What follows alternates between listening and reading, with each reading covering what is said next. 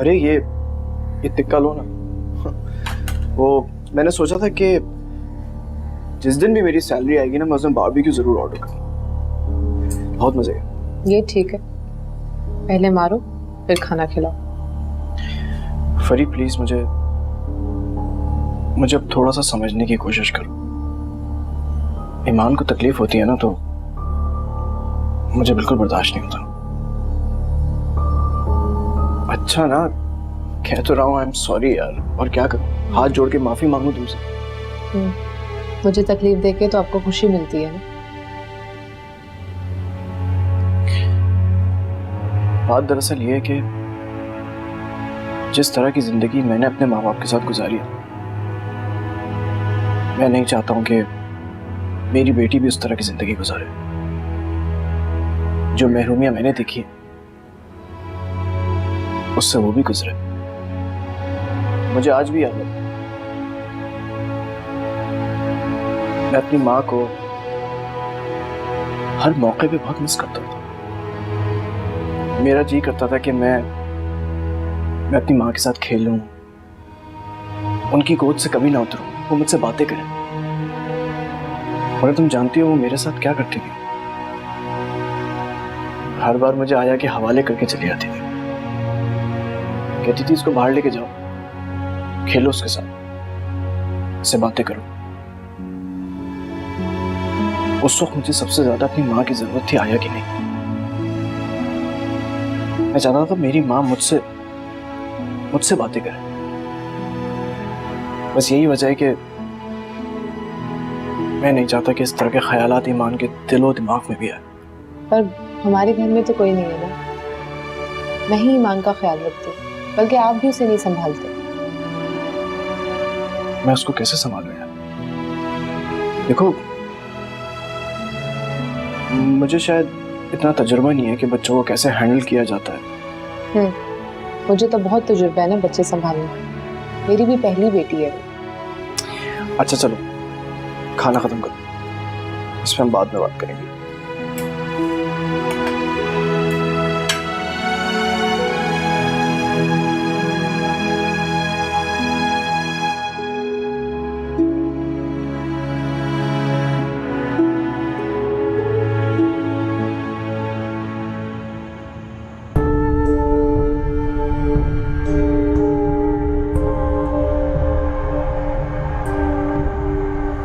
तुम्हें मैंने रोटियां डालने को कहा था ना, तुम यहाँ खड़ी क्या कर रही हो? हाँ, वो शेवी बाजार से लेकर आ रहा है रोटियां। क्या तुमने बाजार से रोटियां मंगवाई हैं? आप तो ऐसे उछल रही हैं जैसे आज से पहले बाजार से कोई रोटी ना आई हो। नहीं आई, या तो मैं रोटी डालती हूँ या फिर माँ। लेकिन तुम तो इस कदर फूहड़ निकली कि अपने शौहर के लिए 2 रोटियां नहीं डाल सकती। जरीना, ये क्या हो रहा है? तुम मेरी बेटी को फूहड़ कह रही हो? तुम्हें बात करने की तमीज है? अरे जिस लड़की ने किचन की शक्ल तक ना देखी हो, तुम उसे रोटियां डालने के लिए कह रही हो? तो अब दिखा दो उसे किचन की शक्ल। तुम कौन सी कहीं की रानी हो और ये महारानी है जो किचन में नहीं जा सकती? वाह भाई वाह, रखें भी हम, खिलाएं भी हम और नखरे भी हम उठाएं। क्या हो गया आप लोगों को? कभी तो सुकून से खाना खाने दिया करें यार मुझे। सुकून तो तुमने अपना खुद ही गर्क किया इस लड़की से शादी करके। मुझे तो समझ नहीं आता आखिर तुम्हें इसमें दिखा क्या है? ना शक्ल, ना सूरत, ना रुपया, ना पैसा। क्यों गले में ढोल बांधा है अपने तुमने? क्या क्या कहा आपने? आप मेरी सूरत और शक्ल पे उंगली उठाएंगी? मेरी हैसियत को जज करेंगी आप? मेरी बेटी के लिए रिश्तों की कमी नहीं थी, उसके लिए करोड़पतियों की लाइन लगी हुई थी। ये तो तुम्हारा ही बेटा था जो पांव तक में गिर गया था कि शादी करेगा तो सिर्फ इससे। और उसके पास है ही क्या? ना घर का ना दर का, एक घर तक तो है नहीं उसके पास। तुम्हारे पास है क्या सिवाय इस गजभर लंबी जबान के? हमारा खाती हो, हमारे घर में रहती हो, हम ही पे इस तरह से बातें बनाती हो। चुप हो जाएं अम्मी, खुदा के लिए चुप हो जाएं आप लोग यार। पर आप क्यों पीछे पड़ी रहती हैं इसके? आपको पता ना नहीं होता इससे काम का। जब तुम चुप करो, चोरू का गुलाम चमचा। और तुम दोनों मेरी बात सुनो, अगर इस घर में रहना है ना तो काम करना पड़ेगा, वरना फिर जाकर किसी होटल में अपना बंदोबस्त करो। मुफ्त की रोटियां नहीं है मेरे पास खिलाने के लिए। अब खाना कौन गर्म करेगा?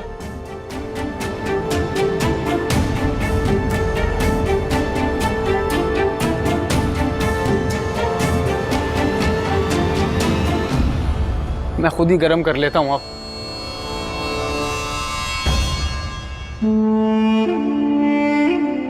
क्या है ये तेरा ससुराल, जिसे देखो वो बातें सुनाए चला जा रहा है।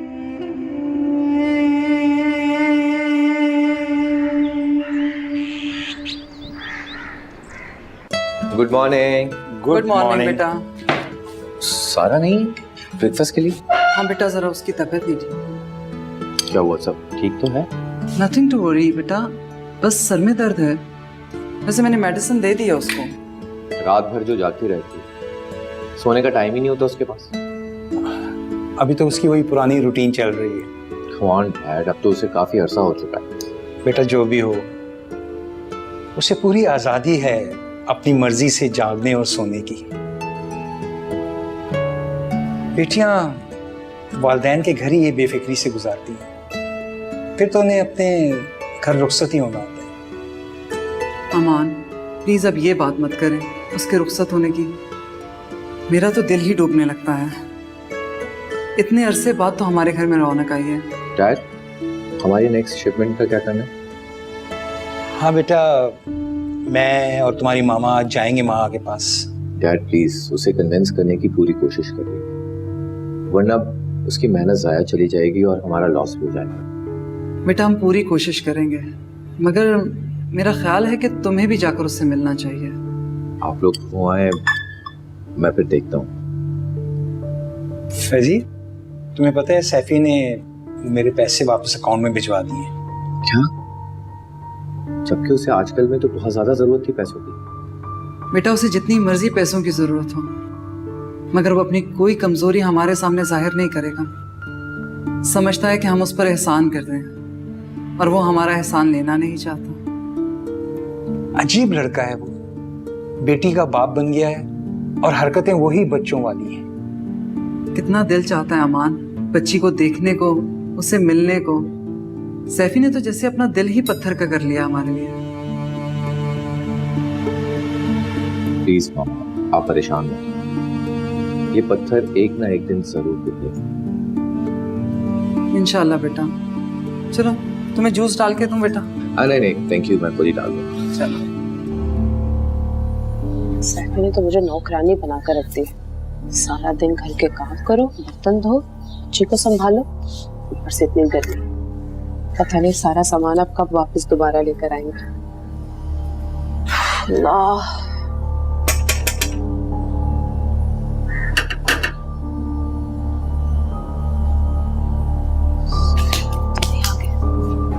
कौन? अस्सलाम वालेकुम। वालेकुम सलाम। जी कौन? जी मैं आपके पड़ोस में रहती हूँ, आपसे मिलने आई हूँ। बोलिए। अंदर नहीं बुलाएंगी आप? जी क्यों नहीं, आइए प्लीज।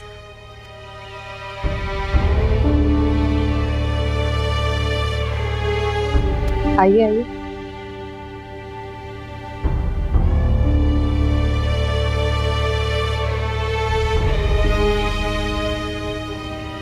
अरे मैंने आपका सामान जाते हुए देखा था, तो शायद मैं समझी कि आपने शिफ्टिंग कर ली है। नहीं नहीं, वो तो हमारा पुराना सामान था। नया सामान खरीदना था ना, तो हमने सोचा कि पुराना बेच देते। लेकिन लग तो नहीं रहा था वो पुराना। क्या हो गया आपको? मेरे जहेज का सामान था 1 साल पुराना। हस्बैंड को पसंद नहीं था, उन्होंने कहा बेच दो, बेच दिया हमने। वैसे काफी अरसा हो गया बेचे हुए आपको सामान, और इतनी गर्मी में बिना एसी के, बिना फ्रिज के कैसे रह लेती हैं? हमारे कमरे में एसी भी है और छोटा वाला फ्रिज भी। सामान लेने की भी जरूरत नहीं है, जब होगी खरीद लेंगे। वैसे कुलसुम बता रही थी कि आपके घर में तो कुछ भी नहीं है। 1 सेकंड बात सुने आप मेरी। आप यहाँ मुझसे मिलने आई हैं या मेरी जासूसी करने आई हैं? तुम तो मेरी इंसल्ट कर रही हो। क्योंकि आप हैं ही इसी काबिल। जल्दी से यहाँ से उठे और चली जाए।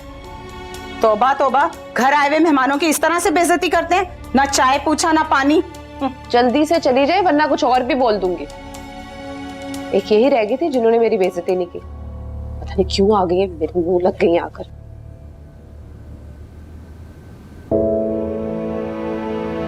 हो गई सारी मीटिंग्स या अभी भी कुछ बाकी है? हाँ सब सेट है, बस ऐसे ही चेक कर रही थी। तो फिर बिस्मिल्लाह करो ना, मैं ऑफिस से जल्दी वापस आ जाऊंगा। फिर बाजार चलेंगे, सारा सामान ले लें। हाँ चलते हैं। असल में मुझे गाड़ी भी वापस करनी है फैजान को और रेजिग्नेशन लेटर भी देना है। तुम गाड़ी वापस करोगी? ऑब्वियसली मन्नू, जॉब छोड़ी है तो गाड़ी तो वापस करनी पड़ेगी। मैं तो समझा था कि तुम्हें गिफ्ट में मिली है। इतना एक्सपेंसिव गिफ्ट कौन देता है किसी को? तो बस एक फैसिलिटी थी जॉब की जो मुझे मिल गई। चलो कोई बात नहीं, तुम अपनी गाड़ी ले लेना। इंशाल्लाह। तुम अकेले जाओगी गाड़ी लेके? नहीं, तुम ऑफिस से वापस आ जाओ, हम साथ ही जाएंगे। वहां पहुंचकर मैं गाड़ी पार्क कर दूंगी और तुम चाबी फैजान को दे आना। हाँ ये भी ठीक है। अच्छा चलो जल्दी से बाहर आ जाओ, रात तो इंतजार कर रही है नाश्ते का। हाँ तुम चलो, मैं आती हूँ। जल्दी आ जाना।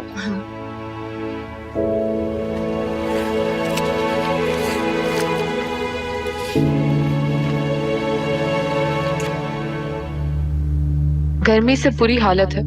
वो घर में न एसी है और ना ही फ्रिज। फजूल से जिद करके सैफी ने मुझे मुसीबत में डाल दिया। सारे ऐशो आराम छीन लिए, नौकरों से बदतर कर दी है मेरी जिंदगी।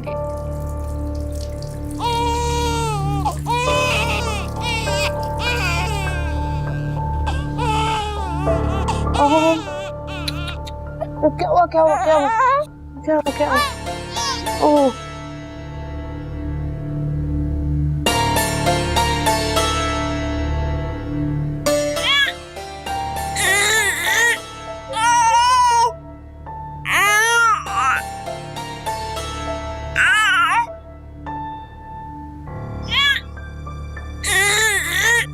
क्या हुआ क्या हुआ? क्यों रो रही है? क्यों रो रही है आप? किसी ने कुछ कहा है? क्यों रो रही है?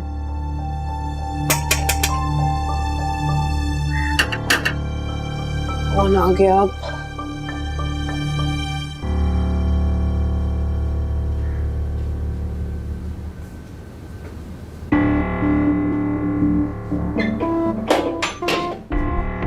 तुम क्या है? क्यों आई हो अब? बेगम साहिबा, मैं अपने बाकी के पैसे लेने आई हूँ। कौन से पैसे?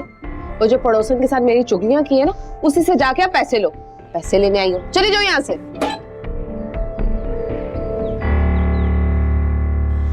दादू, आज मैं बाहर जाऊंगी कुछ सामान लेने और फिर मुझे वहां से गाड़ी वापस करने भी जाना है। वापस कर दोगी गाड़ी? जाहिर है दादू, वो तो जॉब के साथ एक फैसिलिटी थी। जॉब छोड़ दी है तो फिर गाड़ी कैसे रख सकती हूँ? ठीक है, मैं रूम में जा रही हूँ, कुछ काम है। मन्नू आए ना तो आप उसे भेज दीजिएगा। ठीक है।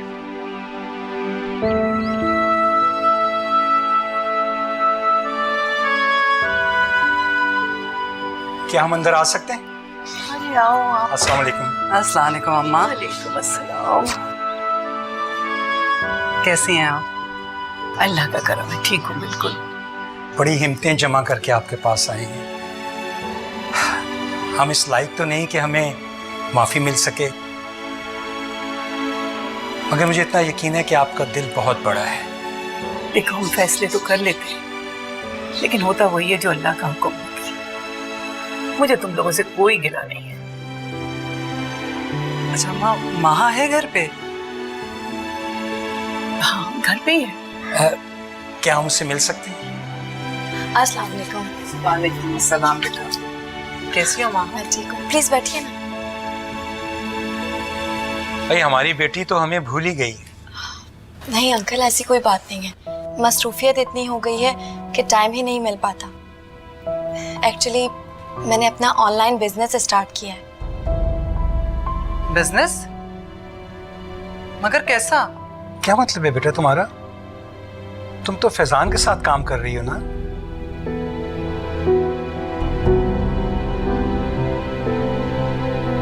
जी, लेकिन अब नहीं कर रही।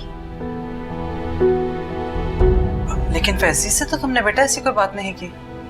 मैं बस जा ही रही थी ऑफिस रिजाइन देने और गाड़ी वापस करनी थी। बेटा, क्यों ऐसा कर रही हो? वो कंपनी तुम्हारे बगैर नहीं चल सकती। ऐसी बात नहीं है अंकल, मैं इतनी काबिल तो नहीं हूँ। बहुत अच्छे अच्छे डिजाइनर्स मौजूद हैं और फैजान खुद बहुत टैलेंटेड है। लेकिन बेटा, जो प्रोजेक्ट तुम दोनों ने लिया है उसके लिए उसे तुम्हारी बहुत सख्त जरूरत है, और मेरे ख्याल में तुम्हें उसकी मदद करनी चाहिए। आखिर कब तक आंटी?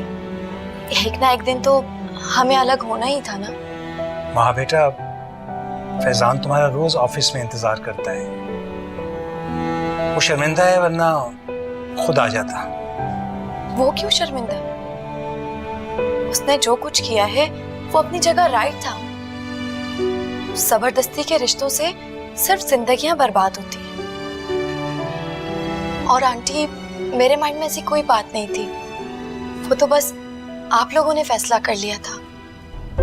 वरना मैं बिल्कुल नॉर्मल हूँ और अपने रूटीन के काम कर रही हूँ।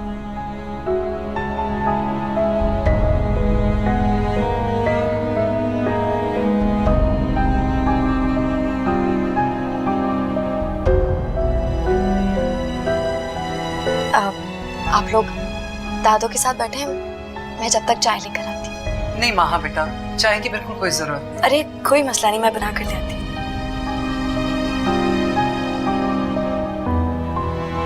अम्मा प्लीज आप इसे समझाएं ना। अरे बेटा, मैं क्या समझाऊं, वो तो जो ठान लेती है वो करके ही रहती है।